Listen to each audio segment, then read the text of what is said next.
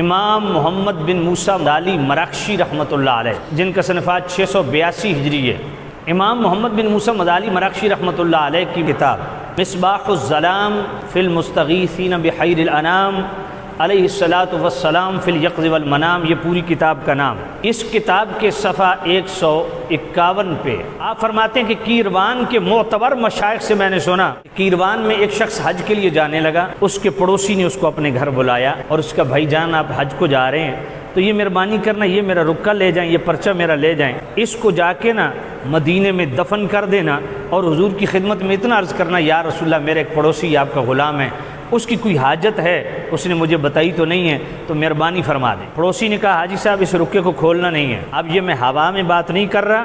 امام محمد بن موسیٰ مدالی مراکشی رحمۃ اللہ علیہ یہ اپنی کتاب مصباح الظلام کے اندر اس کو پوری ڈیٹیل سے بیان کرتے۔ تو وہ گئے حاجی صاحب، جب مدینہ شریف میں پہنچے انہوں نے وہ رکا، وہ پرچہ جو بند تھا اس کو زمین میں دفن کر دیا اور حضور کی خدمت میں ان کا سلام عرض کیا پڑوسی کا، اور عرض کی یا نبی اللہ وہ آپ کا غلام، اس کی جو حاجت ہے وہ آپ کی خدمت میں عرض کرنی تھی، اس نے پیغام بھیجا ہے، درخواست کی ہے۔ جب حاجی صاحب حج سے واپس آئے تو پڑوسی نے ان کی دعوت کی، پڑوسی نے شکریہ ادا کیا، جناب آپ کی بڑی مہربانی، آپ نے میری وہاں التجا پہنچائی، تو آپ کی بہت شفقت۔ تو حاجی صاحب بڑے متجسس اور متردد ہوئے،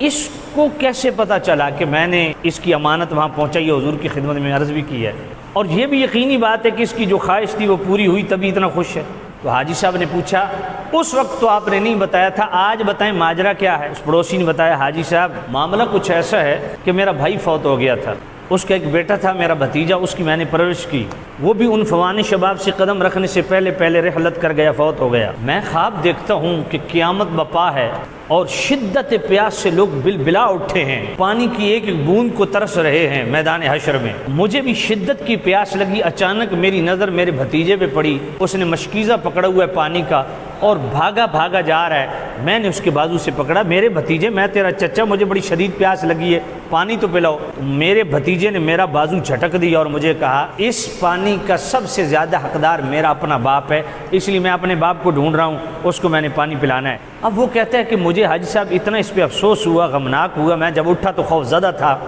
درہم و دینار میں نے اللہ کے راستے میں صدقے کی، میری اپنی نرینہ اولاد نہیں تھی، اب میں نے اللہ کی بارگاہ میں رو کے دعا کی کہ مالک مجھے نرینہ اولاد عطا فرما، اللہ نے مجھے نرینہ اولاد عطا فرمائی۔ حاجی صاحب جب آپ حج پہ جانے لگے تھے میں نے آپ کو یہ امانت دی تھی، تو ایک چھوٹا سا بچہ آپ نے میرے پاس دیکھا تھا، کہاں دیکھا تھا؟ کہا وہی میرا بیٹا تھا۔ کہا اس درخواست کے اندر کیا تھا؟ کہا اس پرچے کے اندر یہ تھا کہ یا نبی اللہ سے دعا کریں اللہ میری بخشش کے لیے میرے اس بچے کو قبول کر لے، اور قیامت کے دن جب یہ اس بچے کی مجھے حاجت ہو تو یہ میرے لیے حاجت روا بنے، میرا شفیع بنے، میری مشکل میں میرا ساتھ دے۔ تو اے حاجی صاحب فلاں دن وہ بچہ اچانک بیمار ہوا اور فوت ہو گیا۔ حاجی صاحب فرماتے ہیں خدا کی قسم اسی وقت میں نے حضور کی خدمت میں عرض کیا تھا۔ یہ واقعہ ہے، لیکن جلیل القدر محدث امام محمد بن موسیٰ مدالی مراکشی رحمۃ اللہ علیہ اپنی کتاب مصباح الظلام کے اندر اس واقعے کو درج کر کے فرمایا کہ اس روایت سے بھی پتہ چلتا ہے کہ آج بھی کوئی حضور کی بارگاہ میں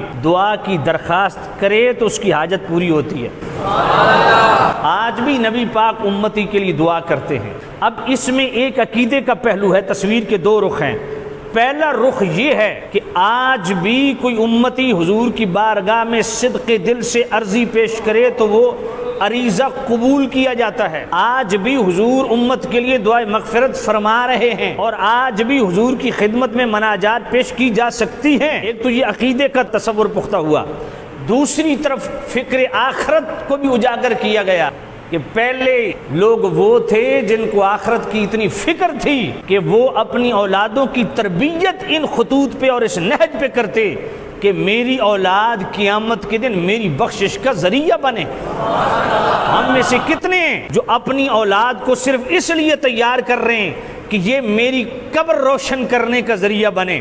میری حشر کا ذریعہ بنے، میری بخشش کا ذریعہ بنے، اللہ کی بارگاہ میں یہ میری اولاد سرخروئی اور سرفرازی کا باعث بنے۔ کتنی افسوس کی بات ہے، بچے کو بڑا کیا، اچھا کھلایا پلایا پہنایا اور جناب ڈگری ہولڈر بنایا، اس کو اچھی جاب دلائی، بچہ جاب پہ لگ گیا، ابا جی گھر بیٹھ گئے مطمئن، کیا میرا بچہ کما رہا ہے۔ او میرے بھائی، اولاد کو یہ مقصد نہیں ہے، اولاد کو تیار کرو جو دنیا میں بھی تمہارے لیے سکون کا باعث بنے، قبر و حشر میں بھی تمہارے لیے سکون کا باعث بنے۔